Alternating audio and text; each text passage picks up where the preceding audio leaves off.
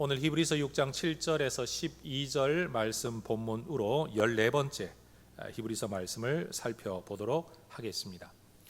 히브리서 설교자가 사역하고 있었던 이 교회 공동체 안에는 시간이 오래 흘러 이제는 선생 역할을 해야 될 사람임에도 불구하고 여전히 말씀을 듣고 이해하고 실천하는 데 둔해서 성장하지 못하는 영적 어린 아이로 살아가는 성도들이 있었던 모양입니다. 그들의 삶의 특징은 사람들의 속임수 또는 간사한 유혹, 잘못된 교훈, 세상 풍조에 휘둘려서 하나님과 점점 멀어지는 삶을 살아가는 것이었습니다. 여러분, 이런 삶에는 안정 또는 열매가 없고 하나님의 복주심 또는 하나님의 생명력 또는 하나님의 영광, 하나님의 뜻이 실현되어질 수가 없죠. 여러분, 이 세상에 어느 누구가 남에게 속아서 내 인생을 망치고 싶은 사람이 있겠습니까? 그런데 오늘날 이 시대의 교회 안에도 보면 세상의 가르침과 유혹에 속아서 휘둘려서 정작 복의 길, 생명의 길, 믿음의 길, 하나님이 은혜 베푸시는 이 길을 떠나버리는 사람들이 존재하고 있다라는 현실 때문에 참 안타까운 노릇입니다. 2000년 전이나 지금이나 마찬가지라는 거죠. 바로 그런 성도들을 대상으로 히브리서 설교자는 영적 어린아이에 머물지 말고 하나님과의 더 깊은 관계성 안에서 말씀의 훈련과 연단을 통해 선악을 분별할 줄 아는 그리스도인으로 자라가라고 권면합니다. 여러분, 성경이 말하는 선악을 분별한다라는 것은 단순히 윤리적 개념을 가지게 된다라는 뜻에 국한되지 않습니다. 선악을 분별한다라는 것은 어떤 면에서 무엇이 유익이 되고 무엇이 유익이 되지 않는지를 분별할 줄 아는 눈을 의미합니다. 하나님의 말씀을 깊이 묵상하고 그 뜻 안에서 내 삶의 진정한 기쁨이 되는 게 뭔지, 장기적으로 볼 때 내 삶에 유익이 되는 게 뭔지를 분별할 줄 알고 선택할 줄 알고 그 길을 걸을 줄 아는 분별력이 우리에게 필요하다라는 거죠. 여러분, 분별력을 가지게 된다라고 그 길을 걷는 것이 쉽다라는 뜻은 절대 아닙니다. 그러나 우리는 잘 알고 있습니다. 어려워도 좋은 길을 걸으려고 하고 좋은 길 속에서 좋은 열매를 거두려고 하는 분별력이 우리의 삶에 필요하다라는 거죠. 오늘 본문에서도 여러분, 성장하는 그리스도인이 되기 위한 오늘 본문의 가르침을 우리가 새겨 들을 수 있기를 소망합니다. 저는 이 본문 안에서 5가지 정도의 주제를 이야기할 수 있을 것 같습니다. 분량에는 차이가 있고 시간 할애에도 차이가 있긴 하겠지만 저는 이 5가지 주제가 오늘 설교를 통해 여러분과 나눠질 수 있기를 원합니다. 첫 번째 주제는 이겁니다. 영적 성장을 이야기할 때 우리가 반드시 이해하고 있어야 될 원리가 있다. 그것은 땅의 원리이며 농사의 원리라는 것입니다. 하나님 나라 안에서 성장하는 삶의 원리가 특별한 게 아니라는 겁니다. 우리가 일상의 삶을 살면서 보면 누구나 알고 있는 것처럼 신앙이라는 것도 영적 세계라는 것도 알고 보면 참 단순하고 하나님의 법칙 안에 있다라는 거죠. 그 내용을 7절과 8절이 이렇게 이야기를 합니다. 같이 한번 읽어볼까요? 땅이 그 위에 자주 내리는 비를 흡수하여 밭 가는 자들이 쓰기에 합당한 채소를 내면 하나님께 복을 받고, 만일 가시와 엉겅퀴를 내면 버림을 당하고 저주함에 가까워 그 마지막은 불사름이 되리라. 여러분, 하나의 비유의 말씀을 우리에게 들려주고 있는데 이 비유에서 땅은 우리의 마음을 상징합니다. 하늘에서 내리는 비는 하나님의 은혜를 의미합니다. 그리고 쓰기에 합당한 채소라는 것은 하나님이 의도하셨던 우리에게도 유익한 삶의 결과물, 소출을 의미합니다. 그리고 가시와 엉겅퀴는 하나님이 뜻하지 않았던 하나님의 손길을 벗어나서 파생되어지는 우리 삶의 열매들과 결과들을 상징하는 표현들입니다. 여러분, 이 본문에서 흡수하여라는 이 단어 하나를 만약에 조건절로 해석을 하면 이 본문의 말씀이 조금 더 이해하기가 쉬워집니다. 여러분, 다시 한번 들어보십시오. 땅이 만일 그 위에 자주 내리는 비를 흡수한다면 밭 가는 자들이 쓰기에 합당한 채소를 내게 될 것이고 또 하나님의 복을 받게 될 것이다. 그런데 만일 그 위에 자주 내리는 비를 흡수하지 않는다면 가시와 엉겅퀴를 내게 될 것이고 그 결과 버림당하고 저주함에 가까워 그 마지막은 불사름이 될 거다라고 말을 하고 있다는 거예요. 여러분, 우리의 삶의 마지막 결과가 하나님께 복을 받게 될 거냐 아니면 불태워지게 될 거냐는 두 가지 큰 길이 우리 안에 있습니다. 여러분, 누가 복을 받게 되냐? 삶의 소출을 잘 내는 사람들이 복을 받게 됩니다. 삶의 엉뚱한 소출을 내는 사람들이 저주와 불태움을 당하게 될 겁니다. 잘 살아야 되겠지요. 그런데 이런 열매 맺는 삶은 무엇이 결정하냐? 하늘에서 내리는 비를 흡수할 거냐 말 거냐, 이것이 마지막 결과물을 우리에게 결정 짓는다라는 겁니다. 여러분, 우리가 잘 알다시피 하늘의 비라는 것은 같은 지역 안에 있다면 땅의 종류와 상관없이 어디에나 내립니다. 우리의 마음이라는 땅이 하나님께서 베푸시는 은혜를 받기만 하면, 흡수하기만 하면, 여러분, 땅은 그 토질이 가지고 있는 특성에 따라서 심어진 씨앗의 종류에 따라서 때마다 적절한 산물을 내게 될 겁니다.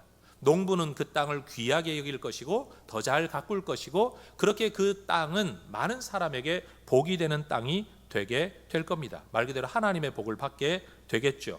반면 우리가 하나님과 관계를 맺은 이후에라도 우리의 마음밭에 여러분 세상 유혹만 들어와서 하나님의 은혜의 비를 차단해버리고 흡수하지 않게 된다면 아무리 시간이 흘러도 하나님이 원하시는 열매를 맺을 수 없게 되고 세상의 열매만 맺게 될 거라는 거죠. 농부가 의도한 바가 아닙니다. 하나님께서 원하시는 것도 아닙니다. 우리에게 유익하지도 않습니다. 그 결과 그 밭은 쓸모없는 밭으로 취급받게 될 것이고 버림당하게 될 것이고 결국 불태워져 완전히 갈아엎어지는 상황을 만나게 될 거라는 거죠. 오늘 본문 8절에서 비를 흡수하지 않는 땅 또는 마음은 사실은 처음 등장하는 표현이 아닙니다. 몇 장 앞으로 가보면 5장 11절에서 말씀을 듣기에 둔한 마음. 여러분, 비를 흡수하지 않는 땅이라는 하나의 은유는요, 말씀을 잘 받아들이지 않는 마음으로 이미 5장에서 표현되어졌습니다.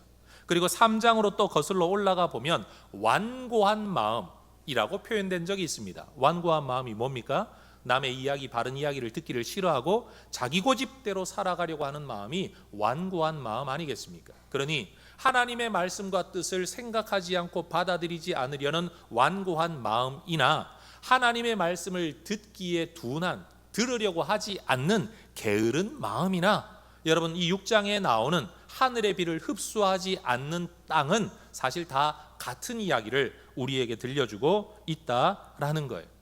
여러분, 이렇게 씨앗과 소출과 땅의 이야기를 하면 예수님께서 우리에게 들려주셨던 씨 뿌리는 자의 비유 이야기를 우리가 생각하게 됩니다.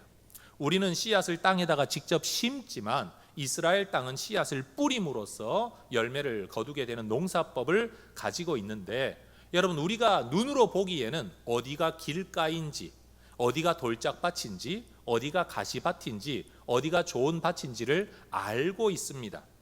그러나 여러분, 이것이 눈에 보이는 땅을 의미하는 게 아니라 사람의 속 마음을 의미한다라는 측면에서는 하나님은 우리의 마음이 어떤 밭인지 알고 계시지만 우리 입장에서는 남의 마음, 심지어 내 마음도 무슨 밭인지를 우리는 알지 못하죠.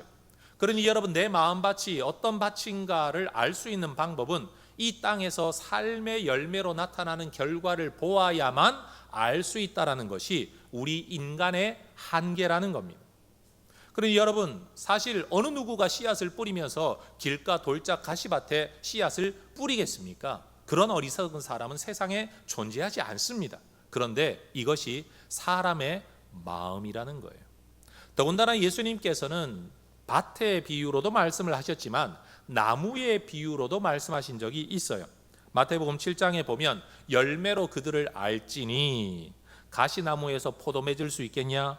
엉겅퀴에서 무화과 딸 수 있겠냐? 좋은 나무가 나쁜 열매 맺겠냐? 나쁜 나무가 좋은 열매를 맺을 수 있겠냐? 그러면서 마지막 하시는 말씀이, 따라 하십시다. 그들의 열매로 그들을 알리라. 여러분 어린아이들은 잘 몰라도 인생 좀 살다가 보면 최소한 이 나무는 무슨 나무다 보면 압니다. 그럼 물리적으로 보이는, 실체적으로 보이는 여러분 식물학적, 생물학적인 나무의 종류를 지금 말하고 있는 게 아니라 이 나무도 사실은 사람의 마음을 의미하고 있는 거예요. 그러니 열매가 뭐가 맺히는 걸 보기 전까지는 내 속 마음이 어떤 나무인지를 알 수가 없다는 말씀을 지금 하고 계신 거죠. 성도 여러분, 우리의 마음밭이 좋은 밭이 되기를, 또 좋은 나무가 되기를 먼저 주의 이름으로 축복합니다. 여러분 한번 생각해 보십시오. 하나님께서 아담을 만드시고 에덴 동산 안에 살게 하셨습니다. 에덴 동산에서 아담이 쫓겨나기 이전까지는 아담은 자기가 살고 있는 세상은 에덴 동산이 전부인 줄 알았을 겁니다. 에덴 동산에서 쫓겨나기 이전까지는 세상의 모든 땅은 전부 다 에덴 동산 같은 줄로 알았을 겁니다. 그런데 여러분 에덴 동산에서 쫓겨난 직후에 땅이 다르다는 것을, 삶의 환경이 다르다는 것을 비로소 처음 깨닫게 되었을 겁니다. 성경도 땅의 종류가 달랐다는 것을 구체적으로 이렇게 이야기를 합니다. 창세기 2장 9절, 여호와 하나님이 그 땅에서, 이 땅이 어떤 땅일까요? 에덴 동산의 땅이에요. 하나님의 통치가 이루어지고 삶을 위한 모든 조건이 구비되어져 있는 그 땅, 에덴 동산 땅에서 보기에 아름답고 먹기에 좋은 나무가 나게 하십니다. 보기에도 아름답고 먹기에도 좋은 나무를 먹는다는 게 아니겠죠. 여러분 보기에 좋고 아름다운 나무에서 먹기에도 좋은 열매가 맺히는 땅이 에덴 동산 땅이었습니다. 그런데 하나님 앞에 범죄하여 죄로 말미암아 하나님과 단절되어지고 에덴 동산, 하나님의 통치가 있는 곳에서 완전히 쫓겨난 다음 인간이 접해야 했던 땅은 창세기 3장 17절과 18절, 땅은 너로 말미암아 저주를 받고 땅이 너에게 가시덤불과 엉겅퀴를 내게 될 것이다. 사실 에덴 동산 안에서는요, 아담은 땅이라는 곳에서 가시덤불과 엉겅퀴를 보지 못했다라고 말해야 옳을 것 같아요. 하나님께서 땅의 주인으로서, 그리고 인간을 위한 삶의 모든 환경을 최적의 환경으로 만들어 주심으로써 불필요한 것들은 생겨나지 않았을 것이라고 우리는 추측할 수 있습니다. 그런데 하나님의 은혜가 제한적으로 실현되는 곳, 완전한 통치가 아니라 죄로 말미암아 가리어진 그곳에는요, 땅은 땅인데 가시와 엉겅퀴를 내는 땅이 되고 말았다라는 겁니다. 여러분 이 이야기가 신명기 말씀으로 넘어가게 되면, 여러분 신명기에서 모세는 사람들의 마음이 하나님을 떠났을 때의 상태를 쓰기에 합당한 채소가 생산되는 땅이 아니라 독초와 쑥의 뿌리가 나는 땅이라고 이야기를 합니다. 신명기 29장 18절, 그 마음이 우리 하나님 여호와를 떠나서 그 모든 민족의 신들에게 가서 섬길까 염려하며 독초와 쑥의 뿌리가 너희 중에 생기게 될 것이라. 여러분 이 쑥의 뿌리는 쑥떡 해먹는 쑥을 말하는 게 아닙니다. 잡초를 의미합니다. 독초, 어느 누구도 의도하여서 길러내지 않을 오히려 죽음의 독이 들어있는 풀과 잡초들이 생겨나게 될 거라는 거죠. 언제? 하나님을 떠날 때, 하나님을 벗어날 때, 하나님의 통치에서 벗어나 하나님의 다스리심에서 벗어나 하나님의 은혜의 비를 벗어나 살아가게 될 때 그 삶에는 이런 것들이 자라나게 된다라는 겁니다. 또 시간이 흐릅니다. 이사야 선지자도 하나님의 은혜를 벗어난 이스라엘 백성들의 삶을 어디에다 비유하느냐? 하나님께서 이스라엘 백성을 기름진 땅에다가 극상품 포도나무처럼 심으셨는데 결국 그들의 삶에 나타나는 열매가 뭐냐? 극상품 포도나무가 아니라 들포도가 맺히게 되었다라고 탄식하며 예언을 합니다. 이사야 5장에 나타난 이야기예요. 그리고 그 들포도가 맺히는 그곳은요, 사실은 사람의 손길이 다 농경 활동을 통해 나타나는 게 아니라 버려두어도 자라나는 상품성이 전혀 없는, 사람이 먹지 않고 짐승이 먹는 포도가 되고 말고 그곳에 진려와 형극, 이전 번역본은 그렇게 이야기하고 요즘 성경 번역본에서는 찔레와 가시만이 자라나고 있다라는 거예요. 여러분, 찔레와 가시가 자라는 곳에 사람이 드나들며 마음껏 농사를 지을 수 있나요? 그럴 수 없습니다. 말 그대로 하나님의 은혜의 땅에서 은혜를 받아 하나님의 손길만 있었다면 극상품 포도나무가 자랐어야 할 그 땅에 들포도, 찔레, 가시만 자라는 땅, 버려진 땅이 되고 말았다라는 이야기라는 거죠. 오늘 본문에서 히브리서 설교자가 가시와 엉겅퀴를 이야기할 때 그건 자기 마음에 갑자기 떠오르는 단어를 말하고 있는 게 아니라 창세기에서, 신명기에서, 이사야서 말씀에서 이미 말하고 있었던 이 성경의 맥락 속에서 지금 이 표현을 쓰고 있다고 보아야 할 겁니다. 성도 여러분, 시골에 가보면 요즘은 그렇지 않지만 대부분 기계로 하니까요, 옛날에는 게으른 농부와 부지런한 농부가 여러분 돌보는 논과 밭은 현격하게 차이가 있죠. 같은 지역입니다. 같은 마을이에요. 같은 동네예요. 심지어 여러분 골 하나를 두고 이쪽과 저쪽이 나눠지기도 합니다. 땅이 좋다라고 말하기에는 같은 땅에 같은 물을 받아 자라고 있는데 어떤 땅은 참 단정하고 정리가 되어 있고 소출이 많은 반면에 어딘가에는 잡초만 무성하고 소출이 별로 없는 논과 밭이 있다라는 거죠. 땅 차이가 아니라 손길의 차이인 거죠. 성도 여러분, 우리의 삶이 만약 하나님의 은혜의 손길을, 하나님의 말씀의 다스림의 손길을 하나님이 우리에게 베풀어 주시고 안내하시고 성령께서 이끌어 주시는 그 은혜의 손길을 땅이 흡수하듯이 받아들이기만 한다면 우리의 삶에 아름다운 열매가 맺히게 될 줄로 믿습니다. 그런데 그 은혜의 손길을 거부하면 결국 나타나는 결과는 뻔하다라는 사실이죠. 여러분, 우리 자녀들이 선생님 잘 만나기를 기도하고 소망합니다. 여러분 그렇게 기도하셨었죠? 이유가 뭡니까? 아이의 타고난 자질이 얼마가 되든지 그래도 좋은 선생님을 만나 지도받을 때 하고, 아이에게 관심도 없는 그런 선생님 만나 지도받을 때 하고 아이의 인생이 달라진다라는 걸 우리가 알기 때문에 부모님들이 어려서부터 눈물로 자식을 위해 좋은 선생님들, 좋은 사람 만나기를 기도하는 것 아니겠습니까? 여러분, 우리의 삶도 마찬가지예요. 결국 사람은 다 죄인입니다. 그런데도 여러분, 누구를 만나, 어떤 교회를 만나, 어떤 지도자와 어떤 친구를 만나, 어떤 말씀의 은혜를 받아들이며 어떤 돌봄을 받으며 자라나느냐에 따라서 우리의 인생이 완전히 달라진다는 사실이에요.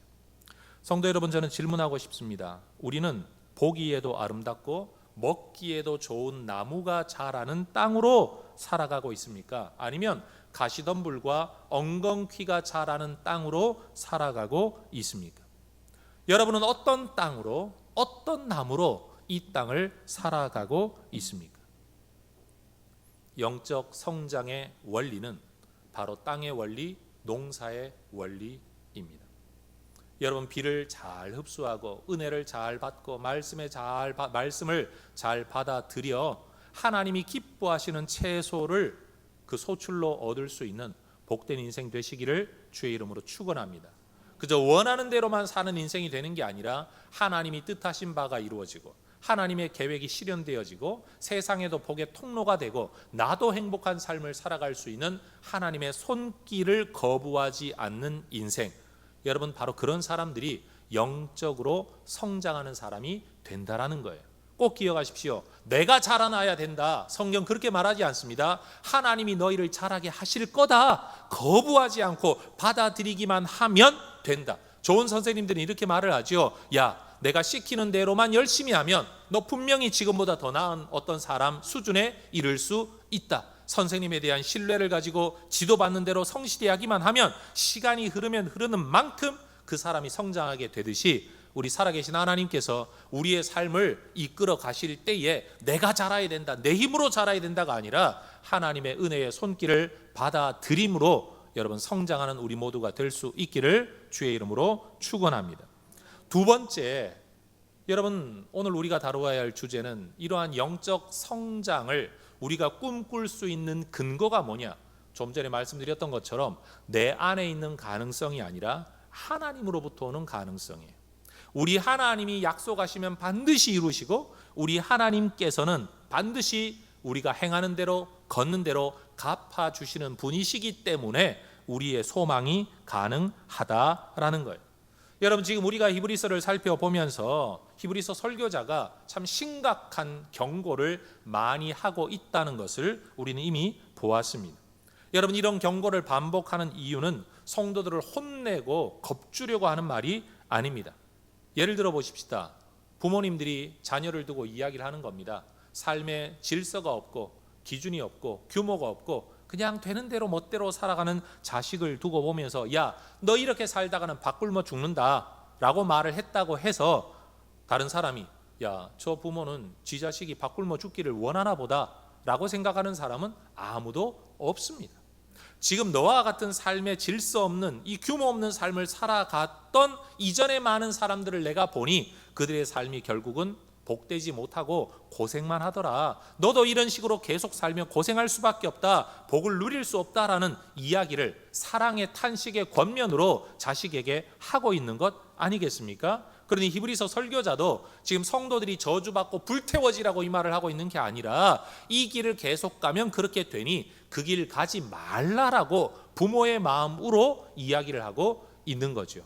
그러니 여러분, 설교를 들을 때 때때로 부담이 되기도 하고 때로는 말씀을 듣기에 거북한 게 있다고 할지라도 부모가 자식에게 하는 사랑의 권면으로 우리가 새겨 들을 수 있어야 될 줄로 믿습니다. 사실 여러분, 성경을 읽다가 보면 하나님께서 그 탄식, 답답함 속에서 정말 어마어마한 욕과 어마어마한 경고의 말씀을 하시는 경우가 얼마나 많은지 모릅니다. 그것은 그만큼 우리의 삶이 하나님으로부터 멀어져 있음을 의미하는 것이고 그만큼 하나님 떠난 인생이 저주일 수밖에 없다는 것에 대한 안타까운 탄식이라는 것을 우리가 알아야 될 줄로 믿습니다. 그래서 한 성경학자는 이렇게 말을 했습니다. 약속을 들으면 확신을 주는 반면에 경고는 마음을 불안하게 한다. 그러나 약속과 경고 두 가지 모두 다 그 말을 듣는 사람들을 믿음으로 끝까지 견디도록 하려는 목적은 동일하다 그랬습니다. 여러분, 그렇지 않습니까? 우리가 당근과 채찍이라는 말을 잘 쓰잖아요. 운동을 하든 예술을 하든 아니면 어떤 업무에 대한 것이든지 간에 이 사람이 어느 수준에까지 이르러 성장하는 사람이 되게 하기 위해 때로는 칭찬과 당근으로, 때로는 채찍과 여러분 듣기 싫은 말로, 여러분 그렇게 함으로써 결국 목적하는 바는 똑같습니다. 이것을 쓰든 저것을 쓰든 결국 그 사람의 성장을 원하기 때문에 그 방법을 쓰고 있는 거죠. 히브리서 설교자가 그런 면에서 타락을 이야기하고 저주를 이야기하고 불사름을 이야기한다고 할지라도 그것은 동일한 목적 안에 있다는 것을 기억해야 될 겁니다. 그러면서 여러분, 히브리서 설교자는 불태워짐과 저주와 타락을 이야기하다가 오늘 본문 9절에서 굉장히 어조가 부드러워지죠. 같이 한번 읽어볼까요? 9절입니다. 사랑하는 자들아, 우리가 이같이 말하나 너희에게는 이보다 더 좋은 것, 곧 구원에 속한 것이 있음을 확신하노라. 따라하십시다. 사랑하는 자들아. 히브리서 설교자는 지금 이 설교를 듣고 있는 사람들을 혼내고 저주하려고 이 말을 하고 있는 게 아니라 오히려 내가 정말 너희를 사랑한다, 그러면서 이야기를 하는 거죠. 너희에게는 이보다 더 좋은 것이 있다. 뭐? 구원에 속한 것이 있다. 다시 말해 너희가 구원에 속해 있는 줄 나는 확신한다라고 이야기하고 있습니다. 여기서 확신한다라는 것이요, 앞으로 너희가 어떻게 살든지 너희는 반드시 구원받게 될 거다, 그 이야기를 하는 게 아닙니다. 확신한다라는 말은 너희들이 그렇게 되기를 나는 정말 간절히 기대한다라는 겁니다. 부모가 아이에게 이렇게 말할 수 있죠. 야, 엄마가 잠깐 나갔다 올 동안 1시간이라도 나는 네가 여기서 공부 잘하고 있을 줄로 믿는다 라는 말은 그렇게 된다라는 뜻이 아니라 그렇게 하고 있기를 나는 기대한다, 나는 원한다, 그런 어법 아닙니까? 그러니까 이 9절의 말씀도 히브리서 설교자는 내가 너희가 구원 안에 있는 줄 확신한다 라고 말을 하는 것은 한쪽으로는 그렇게 이미 살아오고도 있지만 또 한쪽으로는 앞으로도 그렇게 살아가게 될 것을 나는 강력하게 소원한다라는 의미를 담고 있다라는 거죠. 여러분, 히브리서 설교자는 지금 여전히 믿음 안에 있지만 언제나 타락의 가능성을 가지고 있는 연약한 죄인인 우리 성도들을 향해 이 설교를 하고 있습니다. 사실 지금 이 설교를 듣고 있는 여러분들도 여러분 믿음이 없다면 왜 이 자리에 앉아 계시겠습니까? 하나님을 사랑하는 마음이 없다면 왜 삶의 자원을 내어드려 하나님과 하나님 나라와 교회 공동체를 위한 일에 헌신을 하겠습니까? 그러니 이미 우리는 믿음 안에 있는 사람인 줄로 믿습니다. 아니 예수 안 믿는 사람이 제 설교를 들을 이유가 뭐가 있겠습니까? 여러분 예수를 믿고 믿음 안에 성장하기를, 하나님의 백성답게 살기를 원하기 때문에 이 자리와 시간을 지켜 예배를 하고 있는 것이겠죠. 그러나 여러분 이 설교를 듣고 하고 있는 저와 여러분 모두는 여전히 타락의 가능성이 있는 존재입니다. 이것을 절대 잊어버리면 안 된다라는 거예요. 여러분 그러면서 우리에게 더 좋은 것, 곧 구원에 속한 것이 약속되어 있다라고 말을 하면서 10절은 말하죠. 왜 이런 것들이 우리에게 약속되어 있고 왜 우리가 이것을 소망할 수 있느냐? 10절, 하나님은 불의하지 아니하시기 때문이다. 하나님은 공의로운 분이기 때문이다. 어떻게 공의롭죠? 너희 행위와 그의 이름을 위하여 나타낸 사랑으로 이미 성도를 섬긴 것과 이제도 섬기고 있는 것을 잊어버리지 아니하시는 분이기 때문에. 여러분 지금 히브리서 설교자가 이 설교를 듣고 있는 성도들에게 하고 있는 말은 이겁니다. 너희가 구원 안에 있다라는 것을 내가 확신하는 이유는 우리 하나님께서 행한 대로 갚아주시는 신실한 하나님이시기 때문이기도 하지만 지금 너희의 삶을 통해 나타나는 증거가 믿음 안에 있는 사람들만이 보여줄 수 있는 모습이기 때문이다라는 거예요. 여러분 하나님에 대한 사랑으로 성도들을 섬기는 모습이 구원의 조건은 아닙니다. 그걸 행하면 구원받는다, 그 이야기 하는 게 아닙니다. 그러나 하나님에게 구원받은 사람이 아니라면 굳이 연약한 가운데 있는 성도들을 돌보거나 믿음 안에 있는 사람들을 사랑으로 섬길 이유가 없기 때문에 이들의 삶의 모습이 구원의 조건은 아니지만 이들의 삶의 모습이 구원받은 사람들의 증거라고 나는 확신하고 있다라고 지금 이야기를 하고 있다라는 거죠. 그러니 여러분 이 본문 속에서 히브리서 설교자가 여러분 하나님을 향한 우리의 믿음, 구원받은 백성으로서의 증거 가운데 하나를 뭘로 말하고 있느냐? 사랑으로 성도들을 섬기는 것이라고 말하고 있다는 것을 우리는 무시해서는 안 될 겁니다. 다시 말해 나는 하나님께 예배하고 하나님께만 기도하면 믿음 안에 있다라고 생각할 게 아니라 믿음 안에 있는 사람, 구원받은 사람의 표면적인 증거와 열매 가운데 하나는 뭐냐? 하나님 사랑 때문에 사람을 섬기는 것. 그게 구원받은 사람의 증거라는 겁니다. 이 열매가 여러분에게 있어지기를 축복합니다. 여러분 우리는 하나님을 섬기지만 하나님을 섬기는 사람은 사람을 섬기는 사람이 되어야만 합니다. 하나님께 받은 사랑으로 사람을 섬기는 자가 되는 것이 구원의 증거로 보여지게 된다라는 거죠. 사실 히브리서 설교자가 지금 이 설교 편지를 받아보고 있는 성도들, 히브리서 설교자가 써보내는 설교 편지를 받아보고 있는 이 성도들은 하나님께서 크게 칭찬하실 만큼 이미 멋진 삶을 살아가고 있는 사람들이었습니다. 앞으로도 살펴보게 되겠지만 여러분 히브리서 10장 32절에서 34절을 읽어보면 그들이 얼마나 믿음 안에 살려고 발버둥 쳤었던 사람인가를 우리는 알 수 있게 되죠. 32절입니다. 전날에 너희가 빛을 받은 후에, 이 빛은 구원의 빛, 생명의 빛, 복음의 빛입니다. 성령의 빛이에요. 하나님 믿는 믿음 안에, 예수 믿는 믿음 안에 들어온 다음 그들은 어떤 삶을 살았느냐? 고난의 큰 싸움을 견디어 내었던 사람들입니다. 33절, 그들은 비방과 환난을 겪었던 사람들, 아니면 그래서 사람에게 구경거리가 되었을 뿐만 아니라 또는 이런 형편에 있는 사람들을 사귀는 자, 돕는 자, 섬기는 자가 되었던 사람들이에요. 34절, 너희가 갇힌 자를 동정했었다. 왜 갇혔을까요? 죄지어 갇힌 게 아니라 예수 믿는다는 이유로 갇힌 자들을 같은 마음으로 돌보고 섬겼던 사람들이에요. 심지어 이들은 믿음 때문에 너희 소유를 빼앗기는 것도 기쁘게 당했던 사람들이에요. 왜 이들이 이런 일을 할 수 있었느냐? 더 낫고 영구한 소유, 하늘의 소유, 하늘의 구원, 예수로 말미암아 하나님께서 우리에게 베풀어 주실 하늘의 은혜를 믿었던 사람이기 때문에 이런 삶을 살아갈 수 있었다라는 겁니다. 여러분, 하나님은요, 이런 믿음의 삶을 기억하고 계십니다. 그리고 반드시 갚아 주십니다.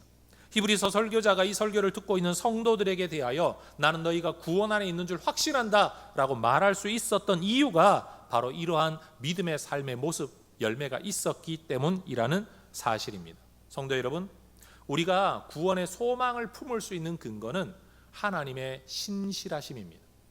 말씀하신 것은 반드시 이루시고 약속하신 대로 이루시는 하나님의 신실하심이고, 사람은 알아주지 못해도 내가 믿음 안에 살아가는 모든 것들을 하나님은 알고 계시고 갚아주실 것이라는 것 때문에 우리는 하늘의 소망을 품을 수 있게 된다라는 거죠. 자, 이제 세 번째 주제입니다. 그렇다면 여러분, 농사의 원리와 땅의 원리 안에 믿음이 성장하는 거다라는 것을 이해하고 하나님이 반드시 갚아주시는 분이라는 것을 믿고 이 땅을 살아갈 때 우리는 영적 성장의 목표를 어떻게 가져야 되냐?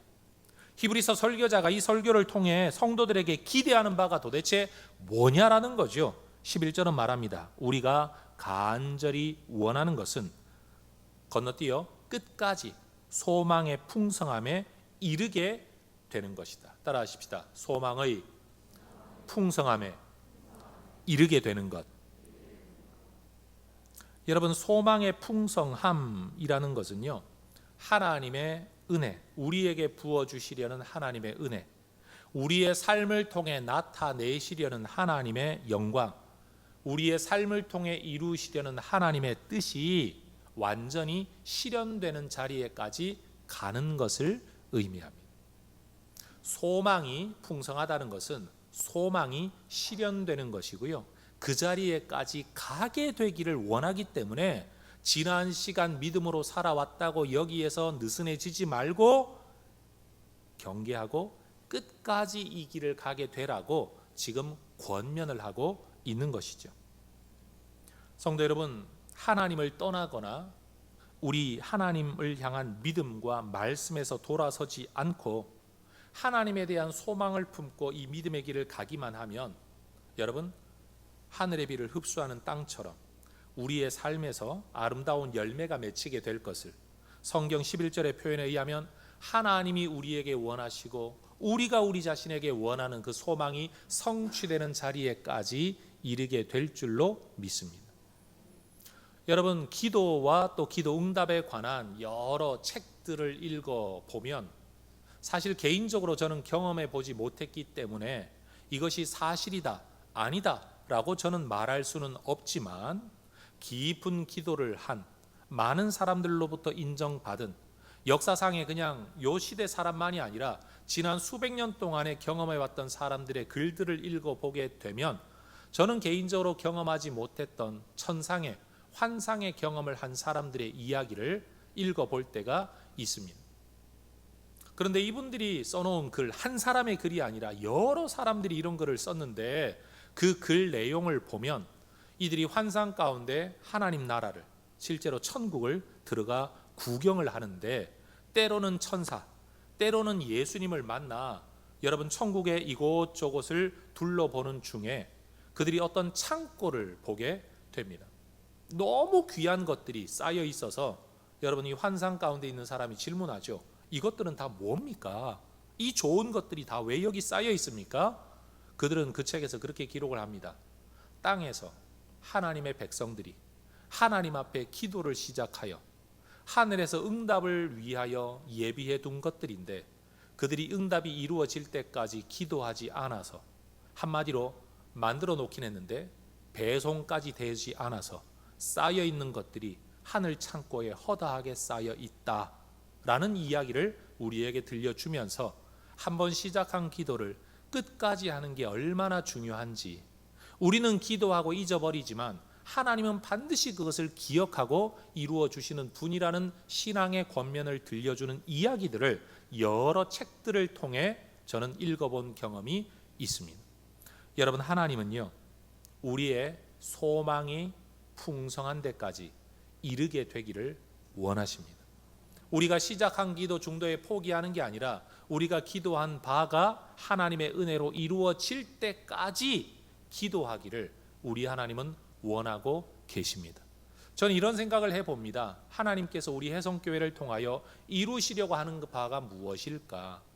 잘 알지 못해서 주님 뭘 원하십니까? 뭘 하면 될까요? 하나님의 영광의 도구가 되기를 원합니다. 우리는 계속 기도하고 있는데 여러분 과연 하나님께서 그 아름다운 기도를 들으시고 그래 내가 너희를 통해 이런 일을 이루겠다. 정명호 목사가 목회하는 동안에 네가 장로로 있는 동안에 네가 권사로 있는 동안에 네가 이 사역을 하는 동안에 너희가 모여 기도하는 동안에 내가 너희를 통해 이것을 이루겠다라고 준비해 놓으신 많은 것들 가운데 실제로 소망의 풍성함에 이르지 못하고 기도가 응답되어 실현되지 못하고 중도에 우리 스스로 포기해버려서 기도를 멈춰버려서 순종을 멈춰버려서 꿈꾸기를 포기해버려서 꿈꾸었던 것들이 준비되었다가 이루어지지 못하는 것들이 있을 수 있다면 이 얼마나 안타까운 일인가 라는 생각을 하게 된다라는 거죠. 성도 여러분, 하나님 안에서 꿈꾸는 일들이 이루어지는 데까지 도달하게 되시기를 주의 이름으로 축원합니다. 우리의 삶을 통해 하나님이 이루시려고 했던 바가 중도 포기되지 않고 여러분 끝까지 성취되는 삶이 된다면 얼마나 복되겠습니까? 우리가 하나님의 은혜를 여러분 비를 흡수하는 땅으로만 그 은혜 안에 살아가기만 하면 하나님께서 우리의 기도, 우리를 향한 하나님의 뜻, 또 하나님을 향한 우리의 소망을 하나님이 이루실 줄로 믿습니다. 소망의 풍성함에 반드시 끝까지 이르게 되는 것, 사실은 그것이 바로 우리의 영적 성장의 목표라는 겁니다. 무조건 성장해라, 무조건 어른 되라가 아니라 하나님의 꿈이 이루어질 때까지, 너희의 소망이 이루어질 때까지 나아가라라는 거죠. 네 번째 주제입니다. 여러분 이렇게 하나님을 향한 꿈, 우리를 향한 하나님의 소망이 이루어지는 데까지 가려면 우리는 어떤 삶의 태도를 가져야 하느냐라는 거죠. 11절은 그렇게 말씀합니다. 너희 각 사람이 동일한 부지런함을 나타내어라. 12절 게으르지 말아라 라고 말합니다. 따라하십시다. 게으르지 말고 부지런해야 됩니다. 다시요. 게으르지 말고 부지런해야 됩니다. 여러분 12절에서 게으르지 말고라고 표현된 이 표현은요 5장 11절에서 말씀을 듣기에 둔하다라고 할 때 사용된 단어입니다. 듣기에 둔함도 게으른 거예요. 여러분 잘 못 알아듣는다, 말귀가 어둡다라는 뜻이 아니라 말씀을 알아들으려고 하는 일에 열심내지 않는 상태, 게으른 상태를 듣기에 둔하다라고 말하는 거예요. 여러분 성경은 우리에게 능력 가지고 말하지 않습니다. 태도를 가지고 이야기합니다. 여러분 성경을 한 번 읽어 이해가 안 되면 두 번 읽으면 되는 거예요. 하나님은 몇 번 읽었다고 복 주시는 게 아니라 그 말씀을 이해하고 말씀대로 살아가려고 말씀을 사랑하는 그 태도를 보고 우리에게 복 주실 줄로 믿습니다.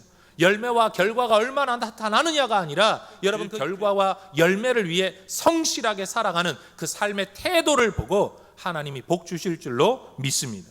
그러니 여러분 말씀을 듣는 일에 둔한 사람, 말씀을 들으려고 하는 일에 게으른 사람은 당연히 말씀을 순종하고 실천하려는 일에도 둔하고 게으르겠죠. 그렇게 되면 안 된다라는 거예요. 그렇게 되면 소망의 풍성함에 이를 수 없다. 너희가 꿈꾸는 자리에 도착할 수 없다. 하나님이 너희를 통해 이루시려고 하는 자리에 도달할 수가 없다라고 지금 이야기하고 있는 거죠.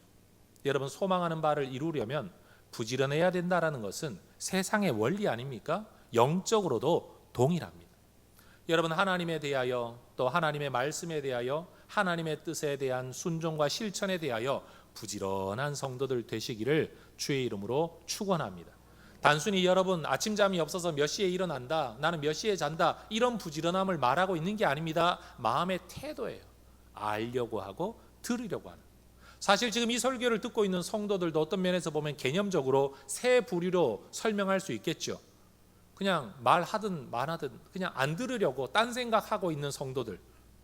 두 번째, 들리는 만큼 들으려고 넉넉히 앉아있는 성도들. 세 번째, 어찌하든지 하나라도 더 들으려고 기를 쓰고 집중해서 듣고 있는 성도들. 1, 2, 3번. 여러분 몇 번이세요? 오늘 성경은 우리에게 말을 해요. 너희가 소망의 풍성함에 이르려면 게으르지 말고 부지런해야 된다. 여러분 논농사 짓는 사람들은 비가 오면 여러분 그 물 하나도 흘려보내지 않으려고 물을 가두고 저장해서 물길 만들어 논에다 물을 대려고 여러분 애를 쓰지 않습니까? 그게 부지런함 아닙니까? 필요한 것이 내 삶의 자원으로 흘러 들어와 많은 소출을 얻을 수 있도록 열심히 일하는 게 부지런함 아니겠습니까? 여러분 말씀이 지금 하늘에서 비처럼 내리고 있습니다. 여러분 이것을 가지고 내 마음에 물길을 만들고 물골을 만들어서 여러분 그것이 내 마음으로 흘러 들어오도록 이른 새벽부터 비를 무릅쓰고라도 그 일을 하고 있는 물길을 만드는 농부의 심정으로 우리가 살아가야 된다라는 거예요. 여러분 되는 대로 살아서는 하나님의 뜻과 영광이 우리 삶에 이루어질 수가 없는 겁니다. 게으르지 말고 부지런해야 된다. 여러분 왜 부지런해야 될까요? 우리는 천성적으로 본성적으로 하나님 벗어나 자기가 하나님처럼 생명을 향해 나아가는 게 아니라 죄를 향해 나아가는 본성적 성향을 가지고 있기 때문입니다. 사실 우리 인간이라는 게 그렇잖아요. 누구나 몸 움직이는 거 싫어합니다. 먹는 거는 먹고 싶어 합니다. 우리의 꿈이 뭡니까? 마음껏 먹는데 살 안 찌는 거. 일은 덜 하는데 돈은 더 버는 거. 남한테는 뭘 덜 해주더라도 다른 사람은 나한테 뭘 많이 해주는 거. 이게 우리의 본성 아닙니까? 본성. 그런데 여러분 그렇게 살면서 우리가 원하는 바가 이루어질 수 있나요? 소망이라고 해서 다 이루어지는 게 아니라는 겁니다. 네가 원하는 그런 일이 이루어지려면 본성을 거슬러 게으르지 말고 부지런해야 된다라고 지금 성경이 이야기를 하고 있는 겁니다. 여러분 하나님의 말씀은 우리의 본성과는 어긋납니다. 하나님의 생명의 원리는 지금 우리의 본성, 죽음을 향해 달려가는, 죽을 줄도 모르고 죽음을 향해 달려가는 우리의 본성과는 어긋나는 길입니다. 그러니 듣기에 편하고 받아들이기 쉬운 본성대로만 하나님의 말씀을 반응하고 신앙생활에 반응하고 교회 생활에 반응하면 여러분 그 길에서 소망의 풍성함이 이루어지거나 영적 성장과 성숙이 이루어지거나 하나님이 원하시는 기뻐하시는 소산물과 채소를 얻을 수는 없다라는 거예요. 그래서 부지런하라는 거예요. 여러분 이 부지런함은 본성을 거슬러 하나님의 뜻과 하나님의 영광과 하나님의 말씀이 내 삶에 실현되기 위한 의도적인 노력을 의미하고 있는 거죠. 여러분 저도 그랬으면 좋겠어요. 설교 준비 하나도 안 했는데 딱 올라서면 딱 정해진 시간만큼 잘 설교가 잘 나오고 성도들은 이 설교 기막히다라고 말하는 그런 목사가 되면 참 좋겠어요. 일주일 내내 놀다가 설교단에만 올라서면 설교가 절로 나오는 목사. 여러분 그런 일이 가능합니까? 다시요. 그런 일이 가능한가요? 여러분 기도하지 않는데도 하나님이 알아서 우리에게 원하는 걸 다 이루어주는 그런 삶이 되면 참 좋겠어요. 근데 그런 삶이 가능한가요? 가능하지 않습니다. 기도를 심고 여러분 말씀을 심고 여러분 수고와 노력을 심는 부지런함이 있어야만 영적 성장이 이루어진다라는 것이죠. 여러분 지속적인 부지런함이 없으면 성장할 수 없다, 열매 맺을 수 없다, 나아갈 수 없다. 여러분 이걸 꼭 기억하시기를 축복합니다. 마지막 5번째 주제입니다. 우리가 영적인 성장을 이야기할 때에 여러분 그냥 성장하고 싶다라는 열망만 있으면 성장하는 게 아니에요. 그리고 내가 생각하는 이 길로 가면 되겠지, 여러분 그런다고 성장하는 게 아닙니다. 왜냐하면 내가 생각하는 그 길은 검증된 바가 없고 하나님께서 지지해 주신 적이 없기 때문에. 때때로 우리가 아이디어라고 말하는 것들이 있죠. 이렇게 하면 좋겠다. 그런데 여러분 그냥 그것은 제안이고 아이디어일 뿐이지 아이디어가 실행되고 실현되기까지는 정말 많은 일들이 필요하고요. 많은 아이디어들은 사실은 효과 있는 결과까지 다 내는 것은 아닙니다. 그냥 반짝 떠오르는 생각일 뿐이지 실행하기에도 어렵고 실행해도 효과가 없을 수도 있는 게 아이디어입니다. 우리가 신앙생활을 하면서 때때로 우리는 그렇게 생각을 해요. 이렇게 하면 되겠지, 이렇게 하면 잘 되겠지 라는 아이디어에 의지해서 사는 경우가 참 많아요. 근데 성경은요 우리에게 아이디어를 따라가라고 말하지 말고 이미 그 길을 걸어가 본 사람의 모범과 하나님이 옳다라고 지지해 주신 모델을 따라 살아가는 것이 신앙의 길이라고 이야기합니다. 자, 따라하십시다. 아이디어를 따르지 말고 모범과 모델을 따라가야 합니다. 그래서 히브리서 설교자는요, 이 성경을 쓰는 중에 있다가 보면 히브리서 11장에 보면 믿음의 사람들의 이야기가 나오죠. 13장에도 넘어가 보면요, 너희를 인도하던 자들을 주의하여 보고 잘 본받아라, 이런 이야기를 계속합니다. 여러분 1장 2장에서부터 뭘 이야기했죠? 예수를 생각하고 예수를 본받아라 라고 이야기를 하는 겁니다. 왜요? 검증되지도 않은 네 생각 따라, 죄성 따라 살아가지 말고 검증된, 열매도 있는, 결과를 얻은, 하나님께서도 옳다라고 인정해 주시는 그 길을 따라가라. 가장 정확한 길 아니냐? 믿음의 성장, 신앙의 성장이라는 것은 그 길을 따라가는 거다. 그래서 오늘 본문에서도 뭐라고 말을 합니까? 12절 중반부터 믿음과 오래 참음으로 말미암아 약속들을 기업으로 받는 자들을 본받는 자 되게 하려는 것이니라. 쉽게 말하면 이런 겁니다. 믿음과 오래 참음으로 믿음의 길을 잘 걸어서 하나님이 약속하셨던 거, 그 미래의 것이죠. 그런데 그것을 기업으로 받은 자들, 현실로 이뤄낸 자들, 그들의 삶을 본받는 자 되는 게 필요하다. 그걸 위해 내가 지금 설교하고 있다. 너희가 그런 사람이 되어야 된다라고 이야기를 하고 있다라는 겁니다.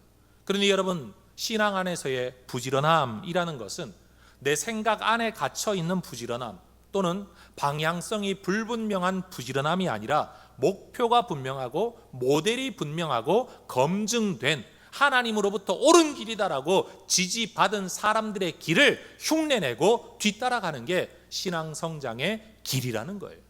그러니 여러분, 바로 그런 것 때문에 신앙 성장은 혼자 있어서는 못 가는 겁니다.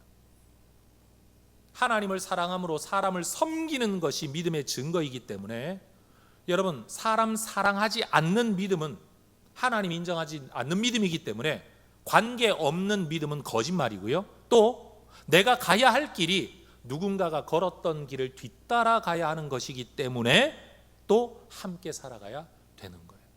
여러분, 신앙생활 혼자 하지 마시고 생각으로만 하지 마시고 예배드리는 누군가를 가만히 지켜보면서 저분처럼 예배하면 좋겠다.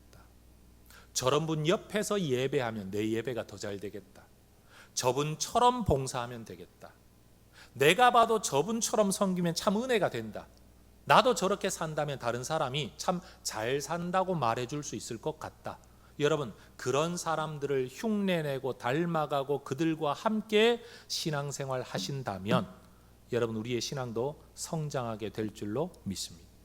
자기 생각 가지고 이렇게 하고 저렇게 했는데 다른 사람이 알아주지 않는다고 여러분 혼자 마음 상하지 마시고 여러분이 가만히 지켜볼 때 누구처럼 살아야 될까? 누구를 모델로 따라갈까? 누구를 푯대로 삼으면 될까?